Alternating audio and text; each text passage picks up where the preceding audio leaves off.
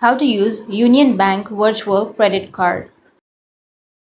So if you want to use Union Bank virtual credit cards, then the first step is you need to log into your account on Union Bank online.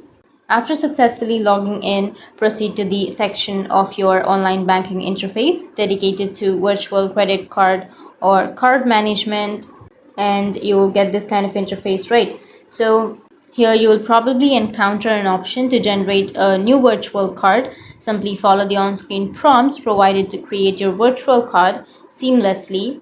You may also check if your virtual card service offers extra features like settings, pending limits, or customizing the card for specific purposes. And once you've generated the credit card, you will receive its details, including the card number, expiration date, and CVV code.